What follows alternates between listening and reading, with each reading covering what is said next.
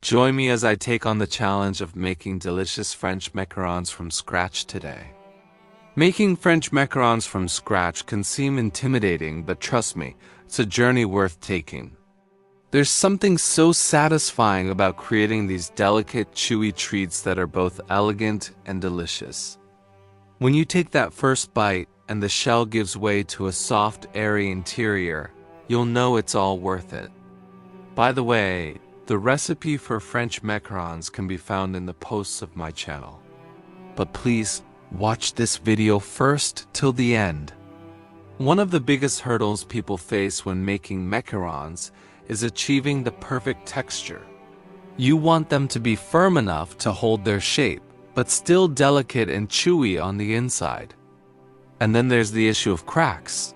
There's nothing more disappointing than a beautiful macaron shell that's cracked on top. I've been there too, and it's frustrating. But don't worry, with a few tips and tricks, you can overcome these challenges. Another common issue is getting the right consistency for piping.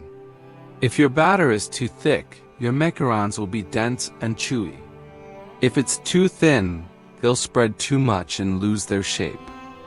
And let's not forget about the importance of sifting your almond flour. It's a crucial step that can make all the difference in the world. Some people also struggle with getting their macarons to develop feet. Those lovely little ruffles at the bottom of the shell that are a hallmark of a perfectly made macaron.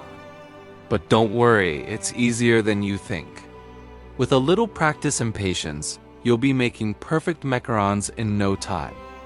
To make perfect macarons, you'll need just a few ingredients: almond flour, confectioner's sugar, egg whites, and granulated sugar. The key is to use room temperature ingredients and to make sure you're sifting your almond flour to get rid of any lumps. The technique is also important. You'll want to pipe your batter in a smooth, steady motion, and then tap the baking sheet gently to get rid of any air bubbles. And don't overbake. You want your macarons to be lightly golden and still slightly soft to the touch. As you wait for your macarons to bake, the anticipation builds. And then, the moment of truth, when you take them out of the oven and they're perfect. It's such a thrill to see them come out looking beautiful and delicious. The feeling of accomplishment is amazing, and it's all worth it for that first bite. When you take that first bite and the shell gives way to a soft, airy interior, you'll know it's all worth it. You'll feel so proud of yourself for taking on the challenge and coming out on top. Recap the main steps and tips. It's really achievable to make macarons at home. Just make sure to sift your almond flour. Use room temperature ingredients and don't overbake.